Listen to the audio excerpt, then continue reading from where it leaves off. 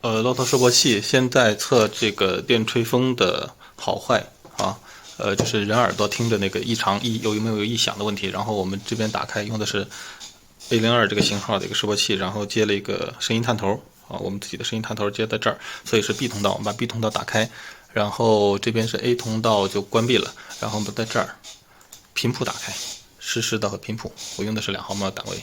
好，然后这个是接的一个电吹风，这个是良品。好，我们看一下过程。我一会儿开了，可能声音太大就听不见说话了。我们先看一下效果。好，它有频谱，所以我这边就发现的规律我就直接用了啊，我就不弄过程了。就是说我这边设20K 到 23.1K 的范围，20K 到 23.1K。为什么看这块？因为我们发现规律，良品它的电机那个声音转速是从低逐渐会拉到高的，有一个升速的过程。我们看一下这个，好，看到没？它的电机起来以后，它的有个主频直接拉过来升过来的。我们再看一遍。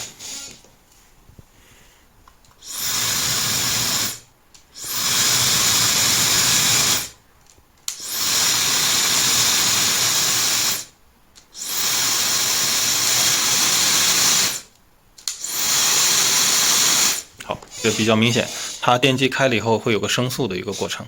好，我们再拍一个异响的不良品。这个是一个异响的，对吧？同一个型号、同一个品牌的一样的型号，异响的接线还是这样子。这个放的位置倒无所谓，不影响它啊。这些设置都没改变啊，我还是看20K 到 23.1K 的。你注意看它电机上来的那个频率位置，它直接上来就到最高了，没有一个升速变化过程。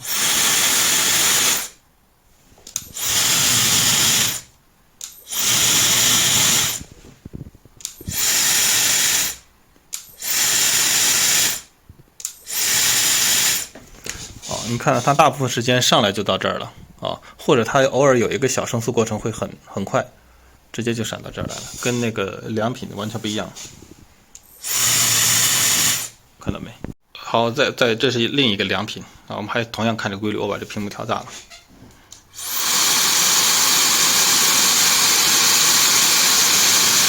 看到没？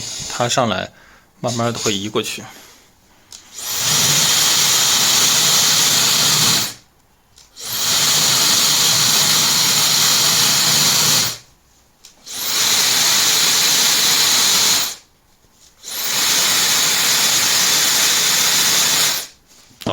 比较明显，会有个升速过程。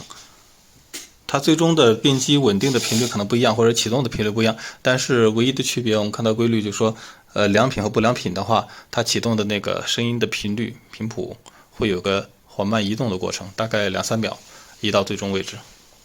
好，异响的耳朵听着感受不好的异响产品，可能上来升速很快，或者直接就到最终位置了。